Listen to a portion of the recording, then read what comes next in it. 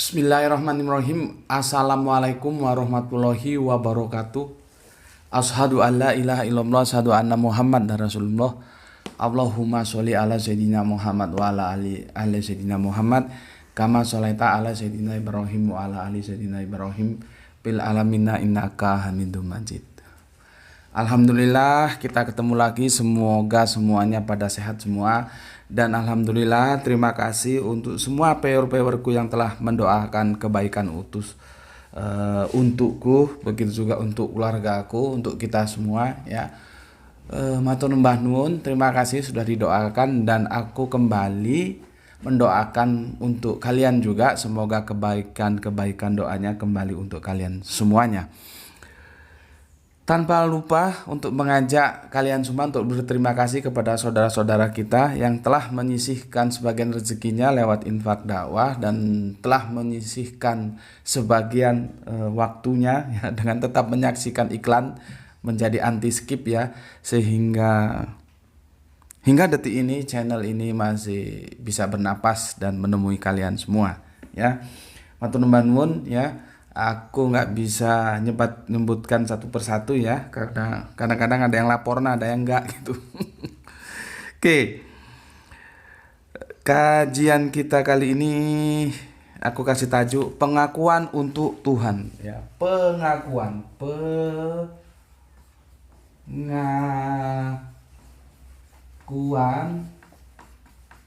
ya, untuk Tuhan ya.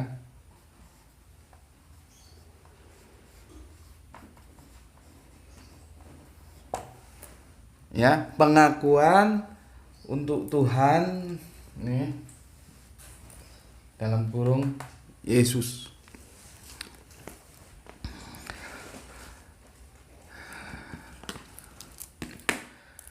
Aku sarankan kepada kalian untuk itu di YouTube ada ya, coba setel lagu ya. Itu lagunya waktu aku itu masih kuliah dulu, lagu itu dirilis ya.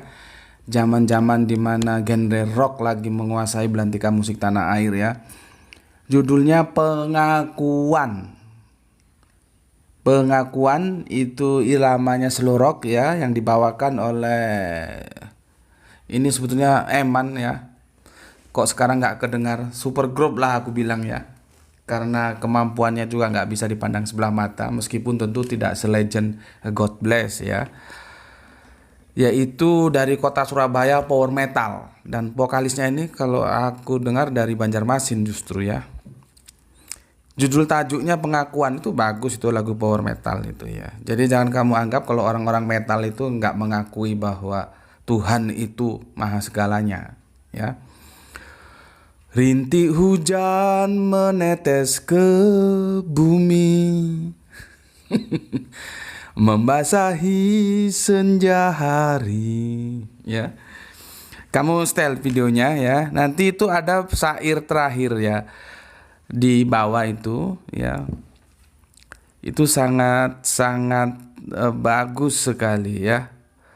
Kaulah penguasa alam, langit dan bumi sujud padamu. Ya. Ingat toh kemarin Tuhan langit dan bumi? Kalau dia bisa menjadi Tuhan langit dan bumi, dia berarti menjadi penguasa. Logikanya seperti itu, ya. Oke, nanti kamu style sendiri, kamu nikmati pesan-pesan dalam syair itu ya. Makanya seniman itu gimana ya, justru mendekati religion lewat musik seni ya, itu punya keasikan tersendiri ya. Tapi bagi teman-teman yang pikihnya mengatakan musik haram itu ya sudahlah, nggak usah bermain musik, biar kami aja yang bermain musik.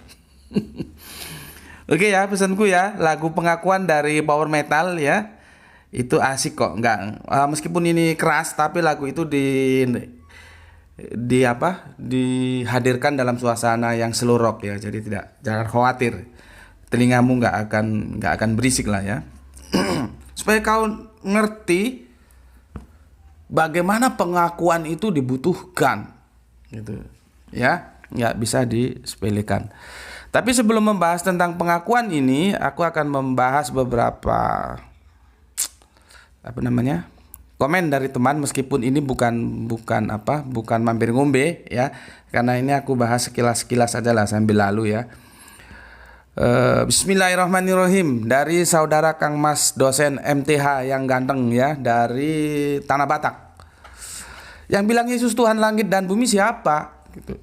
Alhamdulillah, matur nuwun, salam sehat selalu, semoga Anda bersama keluarga juga sehat selalu ya.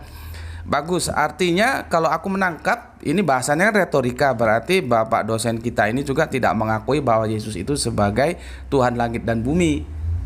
Ya. Kan narasinya dibangun, yang bilang Yesus Tuhan langit dan bumi siapa? Nah, itu artinya berbalik, tapi mohon maaf kalau aku salah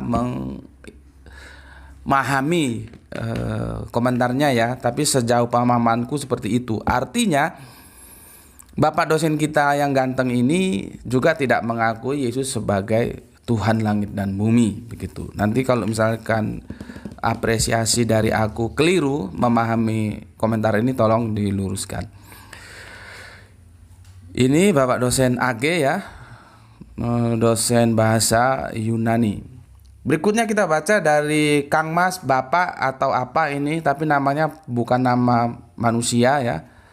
Artinya nama sebuah apa ya? Kalau Paijo itu kan manusia, misalkan Markus itu manusia, Michael itu manusia, Abdul itu manusia ya. Ini nama sebuah kelompok gitulah ya. PS, aku singkat PS. Mas Koco, kalau kau cerita tentang Yesus sudah jelas dia Tuhan atas langit dan bumi, bla bla bla bla bla, terlalu panjang. Itu aja yang mau aku jelaskan ya, karena itu semua argumentasi dalilnya mentah lah itu ya. Mentah dan mentah. Jadi aku nggak usah baca juga terlalu panjang, nanti buang-buang waktu, karena ini bukan mampir ngombe. Sesuatu yang bisa kita ambil di sini, berbeda pendapat dan itu sah-sah saja antara Bapak dosen kita ya, Kang Mas dosen kita ya, Om dosen kita yang ganteng, yang keren ini ya, yang salam sehat selalu juga untuk keluarga Anda.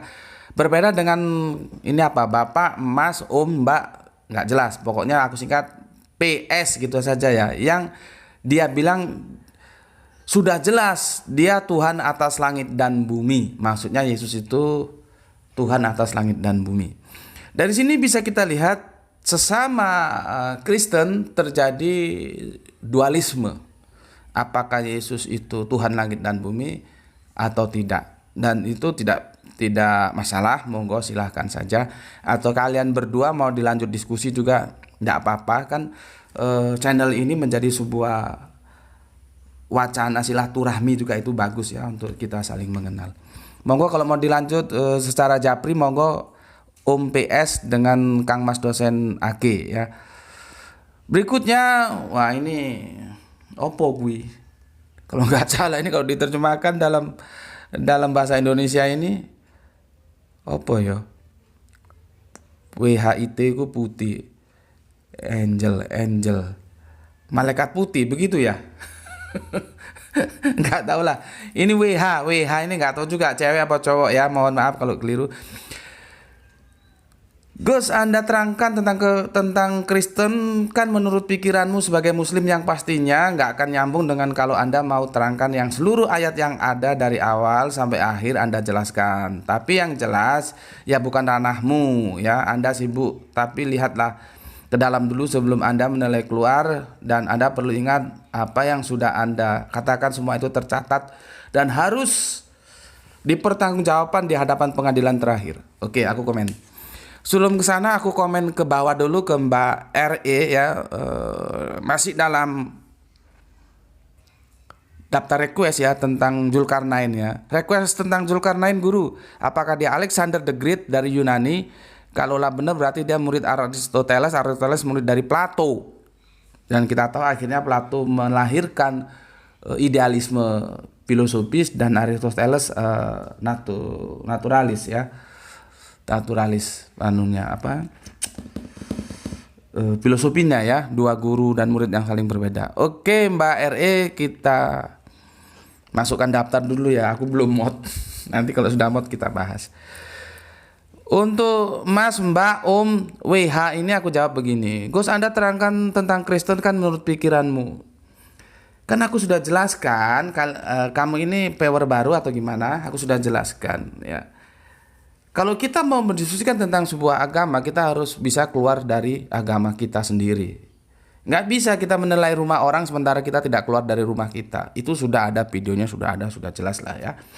Jadi komen Anda ini menjadi komen yang basi, tidak bermanfaat dalam diskusi kita kali ini. Komen seperti ini seharusnya tidak pernah keluar kalau kamu sudah mengikuti penjelasan-penjelasanku secara runtut. Kalau kamu tidak setuju kan tinggal dibahas saja argumentasi dalil Alkitabiahmu mana. Kan gampang gitu ya. Gampang. Aku paparkan ayat-ayatnya, kamu gak setuju, tunjukkan ayat by ayat. Ya. Jadi supaya clear ya. Gitu Mbak WH atau Mas WH gak ngerti nih aku. Tentang apa kuwi? Tentang Anda perlu ingat apa yang sudah Anda katakan semua ini tercatat dan Anda harus bertanggung jawab di hari pengadilan terakhir. Oh, oke. Jelas aku akan bertanggung jawab. Justru aku membedah kajian ini itu pertanggungan jawabku kepada Kanjeng Nabi Isa. Gak mungkin dong aku akan lepas tanggung jawab. Aku memberikan tanggung jawab intelektual. Ayo kita diskusikan. Aku memberikan tanggung jawab nanti di pengadilan terakhir. Ayo aku siap untuk menemuinya karena aku hadir di sini dalam rangka mempertanggungjawabkan siapa Kanjeng Nabi Isa sesungguhnya. Jadi jangan kamu kira kamu mesti benar. Belum tentu. Makanya jangan ngomong orang Kristen pasti masuk surga. Orang Kristen pasti masuk surga. Sesama orang Kristen aja sendiri debatable kok tentang memotret siapa Yesus. Ya. Coba kamu buka di surat Petrus lah ya, supaya kamu paham. Kamu tolong buka. Alkitabmu buka di surat Petrus 3:15 ya. Ya, bahwa aku itu dalam tanggung jawab ketika dimintai sebuah pertanggungan jawabmu tentang siapa Yesus. Who is Yesus? Kamu baca surat Petrus 3:15 ya. Dan aku berusaha menyampaikannya dengan lemah lembut. Tentu lemah lembut itu relatif. Lemah lembutnya seorang anak jalanan tentu berbeda dengan lemah lembutnya mereka-mereka yang memang dari kecil sudah dididik dalam pendidikan resmi di sekolah-sekolah teologis gitu. Ya. Tapi setidaknya aku mengatakan bahwa aku ini dalam rangka memberikan pertanggungan jawabku tentang who is Yesus. Gitu. Jadi jangan seolah-olah pemahamanmu tentang siapa Yesus itu sudah benar dan kamu masuk surga. Nanti dulu. Gitu loh. Nanti dulu. Kok kamu gede kepala? Ya. Kamu bilang Yesus Tuhan. Aku bilang Yesus bukan Tuhan. Belum tentu kamu yang benar. Belum tentu juga aku yang benar. Kalau kita mau lihat nanti di pengadilan terakhir. Apa? Justru aku sebetulnya berbalik juga ngomong seperti kamu. Hati-hati mumpung masih hidup. Rubah, benahi imanmu sesuai dengan Alkitab. Alkitab tidak pernah mengatakan Yesus itu Tuhan. Tidak pernah. Tapi harus ingat, aku kan harus mengulang lagi. Tuhan yang kita diskusikan di sini adalah Tuhan yang ilahi, bukan yang insani. Jadi tidak perlu dibawa lari ke Yohanes 13:13. Engkau menyebut aku guru dan Tuhan. Benarlah aku adalah guru dan Tuhan. Nggak usah capek-capek bawa ke dalil hadis itu. Aku sudah paham hadis itu. Coba kamu lihat terjemahan yang itu diterjemahkan oleh ND. Tuhan atau Toean. Kalau di ND itu bukan Tuhan tapi Toean, Tuan. Ini kan masalah terjemahan yang sudah kita bahas tuntas gitu. Makanya Mbak, Mas, Om, Ibu atau Pak WA ini ya, bidadari putih ini, gak bisa kamu itu nyelonong masuk ke sini langsung komentar seenak perutmu, gak bisa. Minimal itu 10 kajianku kamu ikuti dulu, biar gak salah-salah kamu komentar ya. Jadi ingat ya, pertanggungan jawab di hari pengadilan terakhir, insya Allah alhamdulillah aku siap. Dan aku ingin besok bisa berhadapan dengan kamu di sana. Di depan kita ada Yesus, mana yang benar, aku atau kamu? Begitu. Intelektual itu dipertanggungjawabkan. Ya. Oke. Berikutnya Mas MS ini juga gebleknya kok minta ampun ya. Jangan lantaran Islam mayoritas di Indonesia suka-suka kamu membahas ajaran Kristen, Injil atau Bible. Di masjid pun bahas ajaran Kristen. Kocok bahas Al-Quranmu dan hadismu. Ada apa kamu ngatur-ngatur aku? Dalam Islam itu membicarakan agama khususnya Kristen itu sesuatu yang natural. Karena apa? Kami mengimani Yesus yang kami sebut Kanjeng Nabi Isa. Kami mengimani Injil. Ya. Di Al-Quran jelas walantado angkal Yahudi wala Nasoro. Itu membicarakan agama Yahudi dan agama Nasrani. Terus kamu datang-datang nyelonong mau ngelarang. Taumu apa? Kamu itu tahu apa? Terus kamu mau ngelarang-larang aku, kamu tahu apa? Kenapa aku sebagai umat Islam? Kenapa umat Islam berbicara tentang agama-agama terdahulu? Karena kami mengimani itu. Nah, kami ingin mengembalikan itu pada track yang benar. Seharusnya kita bertarung di track mana sebetulnya yang benar. Dalam konteks ini kita memotret wajah Yesus, sebetulnya potretan Islam atau potretan Kristen yang benar. Di sana. Bukan tambah kamu ngelarang-larang, siapa kamu ngelarang-larang? Dan aku sudah bilang kan, videonya sudah jadi, mungkin kamu belum lihat. Coba lihat itu. Apologet itu jangan nangis Bombay. Itu judul videonya. Sudah aku jelaskan, tidak ada mayoritas minoritas, dan alhamdulillah ini sudah dikelirkan sama Mas kita ya, Mas K. Tidak ada mayoritas dan minoritas di Indonesia. Semua sama di mata hukum. Anda sendiri yang akan merusak kesatuan dengan statement seperti itu. Setuju aku. Anda kalau tidak siap jangan masuk ke sini. Statement itu justru merusak persaudaraan kita sebagai anak bangsa. Nggak ada mayoritas minoritas, ya, nggak ada. Jangan lupa pejuang-pejuang Islam yang paling banyak merebut kemerdekaan bangsa di tangan bangsa Belanda yang nyata-nyata beragama Kristen. Itu fakta sejarah. Tapi kan kita tidak perlu ke sana sebetulnya. Tidak ada mayoritas minoritas. Nanti malam insya Allah meridhoi, aku berdiskusi dengan sosok yang mempunyai kapasitas dan otoritas sebagai dosen teologi di Sekolah Tinggi Teologi di Bandung, dan dia sebagai Bamak, Badan Musyawarah Antar Gereja se-Jawa Barat itu ya. Dia aku undang main ke sini. Aku jamin. Jadi bagi kami ya, tamu itu adalah kehormatan tuan rumah. Siapa yang mengganggu tamu, dia mengganggu tuan rumah. Maka aku akan jamin keamanannya, tidak ada satupun yang boleh mengganggu tamuku. Dan tamuku aku kasih bebas berbicara, karena nanti malam itu dibawa di atas meja akademis apa pandangannya dia tentang comparative religion. Mau berbicara tentang Islam silahkan, tentang Kristen silahkan. Aku jamin. Jadi tamu kami itu adalah harga diri kami, kehormatan kami. Maka siapa yang mengganggu tamu kami, mengganggu kami. Maka aku tidak izinkan satu helai rambut pun jatuh dari kepala tamuku. Jangan coba-coba ganggu tamuku. Jadi aku memberikan keamanan. Tidak ada mayoritas minoritas. Gitu. Ya, tidak ada mayoritas minoritas. Kalau Anda tidak siap berargumen ya sudah, imani saja orang. Aku juga tidak memaksa kok. Aku kan hanya menginginkan mari taat terhadap Alkitab, itu saja. Oke, aku kira itu ya yang perlu kita komentari. Berikutnya begini, sejauh apa pengakuan itu diperlukan? Pengakuan itu diperlukan karena itu sebuah syarat sehingga terjadi komunikasi yang itu telah dipahami oleh kedua belah pihak. Kalau nggak dipahami ya untuk apa pengakuan itu? Jadi pengakuan itu perlu. Contoh, ya, kamu punya bapak,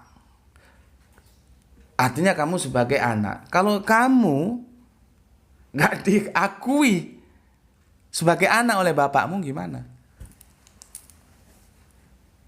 Coba. Sebaliknya, contoh, Kamu punya bapak, terus kamu ngomong, Pak, saya tidak. Nah, ini kan biasanya teman-teman Kristen, buktinya apa? Buktinya apa? Saksinya apa gitu kan? Padahal kamu, kalau aku tanya, kamu punya saksi, kamu punya bukti kalau kamu benar-benar anaknya bapakmu. Siapa tahu mamamu itu berselingkuh dengan satpam pasar? Kan nggak tahu. Memangnya kamu lahir dalam keadaan tahu? Kan nggak tahu. Coba. Jadi tidak semua itu bisa dihadirkan saksi, bisa dihadirkan bukti. Ada keterbatasan-keterbatasan kita. Begitu juga peristiwa Kanjeng Nabi menerima firman di Gua Hira itu tidak ada saksi, tapi bukan berarti bahwa itu tidak terjadi dan tidak faktual dan itu tidak benar. Sama ketika Kanjeng Nabi Musa menerima dasatita, nah, aku suka menggunakan dasatita ya. Kalau bule kan menggunakan Ten Commandment. Itu dia berdua, hanya Kanjeng Nabi Isa dan Allah. Siapa saksinya? Orang-orang Israel tidak mau diajak, karena orang Israel sudah tahu siapa yang melihat wajah Allah mati. Siapa saksinya? Terus apakah Ten Commandment itu benar atau salah? Kalau karena nggak ada saksinya, ya. Ini kan pertarungan filsafat, seperti yang aku bilang kemarin, ya. Begitu juga. Sekarang aku balik, aku ulangi. Kamu berani nggak ngomong ke bapakmu, Pak, aku tidak mengakui bapak sebagai bapakku. Kalau menurutmu pengakuan itu tidak perlu, coba ngomong sama bapakmu. Kenapa? Tidak cukup bukti, tidak ada saksi. Ya memang nggak bisa menyaksikan, jangan-jangan mamamu itu berselingkuh ya dengan satpam di pasar atau dengan supir ojek, bisa-bisa saja gitu ya. Jadi pengakuan itu perlu. Berikutnya lagi, aku ambil narasi yang paling gampang-gampang aja lah ya. Gini, kalau kamu pernah kuliah, ternyata karena nasib, karena sesuatu hal, nggak tahu apa karenanya, kamu yang maunya masuk ke kampus-kampus negeri akhirnya terdampar di kampus luar negeri. Maksudku kampus swasta, kan luar negeri itu swasta. Ya, itu mesti lihat di papan namanya itu terakreditasi. Nanti lihat akreditasinya apa? Apakah A? Ya, kalau A berarti mantap itu. Tapi kalau masih terakreditasi di bawah A itu enggak mantap. Apalagi masih terdaftar. Nah, itu masih mengkhawatirkan. Bisa jadi kamu besok masuk kuliah, depan harinya sudah bubar. Karena masih terdaftar statusnya. Yang tertulis di papan tulis dari sebuah kampus swasta, terdaftar, terakreditasi A, itu pengakuan. Dia harus diakui, kalau nggak diakui lah bagaimana? Gitu loh. Ya, itu pengakuan. Begitu juga misalkan apalagi, aku pilihkan contoh yang gampang-gampang saja lah. Aku hari ini Selasa puasa jadi nggak minum. Toleh kanan kiri nggak ada kopi. Apalagi ya, contohnya negara, ya. Indonesia pertama kali merdeka itu butuh pengakuan dia, dan yang mengakui itu justru yang kita tidak tahu karena kita buta sejarah, ya. Palestina, baru berikut Mesir.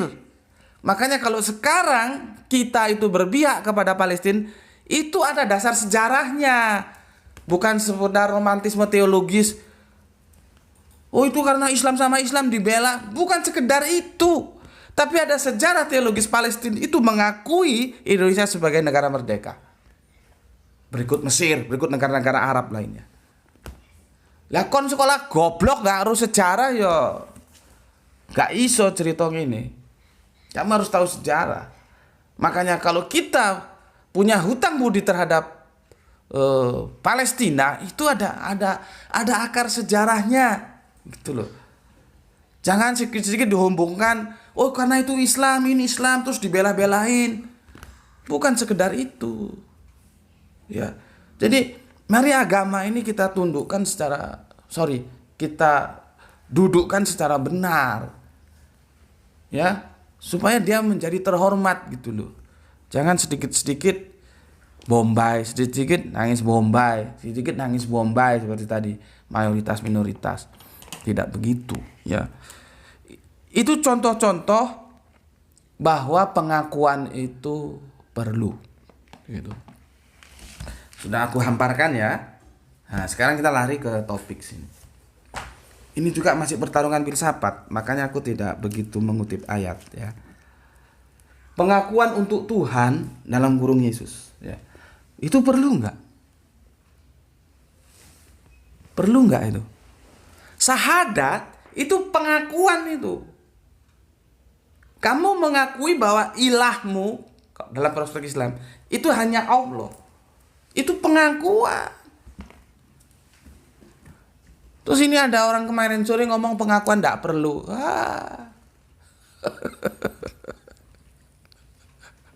Sekolahnya bayar dedek mungkin. Ya, pengakuan itu perlu, ya. KTP itu salah satu bukti pengakuan, ya. Oke, syahadat itu pengakuan.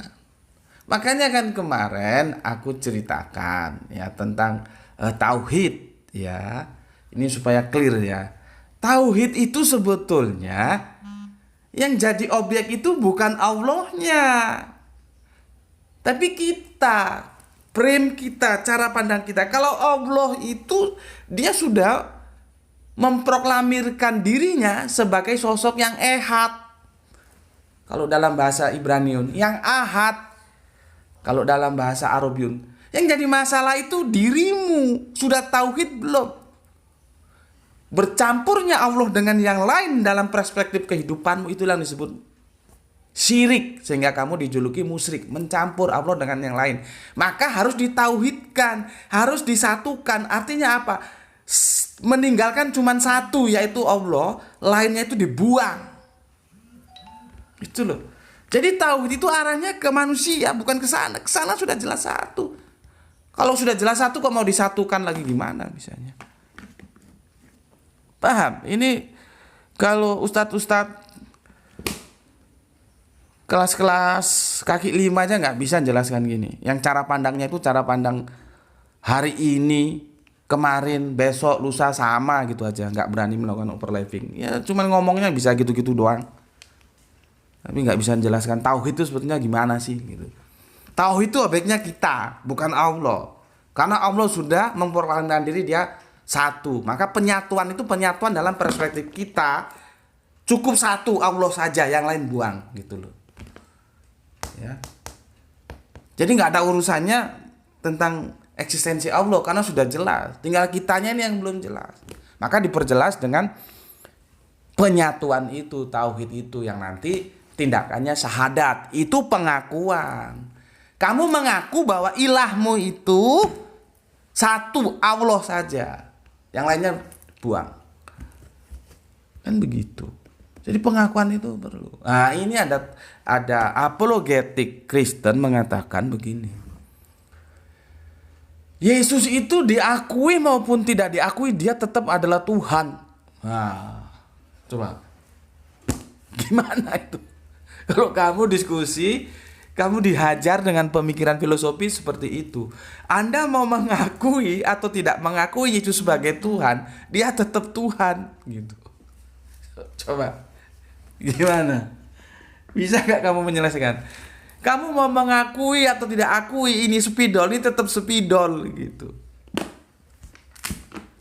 Bisa gak kamu menyelesaikan, menguraikan, menjelentrehkan, mengupas tuntas pernyataan ini sehingga yang berargumentasi itu bisa mendapatkan pencerahan? Ya. Sebuah argumentasi seperti itu harus kita jelaskan secara pelan-pelan. Sekarang ini topiknya Yesus lah ya. Yesus itu mau diakui Tuhan atau bukan Tuhan, dia tetap Tuhan. Kan kita bisa tanya, yang ngomong dia tetap Tuhan itu siapa? Sama aja kan aku ngomong, Gus Beti itu mau diakui atau tidak diakui sebagai Tuhan, dia tetap Tuhan. Apa salahnya kalau aku ngomong gitu? Karena narasi itu bisa dikenakan kepada siapapun. Ya. Nanti kalau ada orang, misalkan yang dianggap Tuhan itu Gajah Mada, dia bisa ngomong gini, Gajah Mada itu kamu anggap Tuhan atau bukan Tuhan, dia tetap Tuhan gitu. Itu artinya bahwa dia menafikan pengakuan bahwa Gajah Mada itu Tuhan atau bukan. Gitu loh. Jadi ya seperti yang aku bilang, filosofi itu pinter-pinteran ngomong. Ya, makanya kita harus pandai mencerna. Sekarang mau aku jelaskan ya. Mau aku jelaskan ya. Sudahlah, kita berbicara ke dalam. Seperti tauhid itu berbicara ke dalam, tidak keluar. Dia tidak berbicara tentang ilahnya, karena ilah itu jelas tunggal, yaitu Allah. Tapi tentang kerangka berpikir dia tentang ilah yang tunggal, yaitu Allah, dengan membuang ilah-ilah yang lain. Jadi sifatnya ke dalam, tidak keluar. Begitu juga dalam konteks ini. Pengakuan ya, Yesus itu diakui atau tidak diakui, dia tetap aja Tuhan gitu. Sebenarnya sama seperti tadi aku juga bisa ngomong, Gajah Mada itu diakui atau tidak diakui, dia tetap aja Tuhan. Kan bebas saja. Sekarang kita abaikan lah tentang kesananya, keluarnya, tentang ke Yesusnya atau tentang ke Gajah Madanya. Kita ke dalam. Ke dalam itu artinya atas dasar apa kamu sih bisa mengatakan oh Yesus itu Tuhan? Itu masalahnya. Ya. Jadi pengakuan itu atas dasar apa? Kamu bisa mengakui bahwa dia itu Tuhan, itu dasarnya apa? Coba kamu jelaskan dari Bibelmu. Nanti kalau memang benar ya aku ikut, karena aku mencintai kebenaran. Kalau salah aku tidak mau. Jadi di sini bukan berbicara mayoritas minoritas, tidak. Ini berbicara benar dan salah. Ya. Sekarang coba kriterianya apa sehingga Yesus itu bisa kamu sebut sebagai Tuhan? Jelaskan berdasarkan Bibel yang kamu miliki, karena aku juga siapa tahu aku bisa nanti mengakui Yesus itu sebagai Tuhan. Tuhan yang ilahi loh ya, bukan Tuhan yang insani.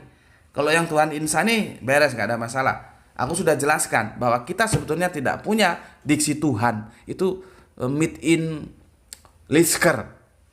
Seandainya Lisker tidak ke Indonesia, seandainya Lisker tidak menerjemahkan Bible ke dalam bahasa Indonesia, kita tidak punya dan kita tidak kenal diksi Tuhan. Yang kita kenal cukup Tuhan saja. Ya. Jadi ini jangan dibalik lagi. Nanti balik lagi, muter lagi, aku jelaskannya berulang-ulang lagi nanti. Tuhan ini Tuhan yang transenden, bukan yang imanen. Ya, itu dari aku. Coba jelaskan argumentasimu, apa sebabnya Yesus itu bisa disebut Tuhan? Kriterianya apa? Tunjukkan ayat-ayatnya. Di ayat mana ya? Nanti kita kupas satu persatu. Tapi jangan lupa minimal pengakuan itu menjadi syarat utama. Karena tidak bisa tanpa pengakuan. Dan aku sudah jelaskan tadi. Oke, sampai ketemu lagi. Bismillahirrahmanirrahim. Alhamdulillahirabbil alamin.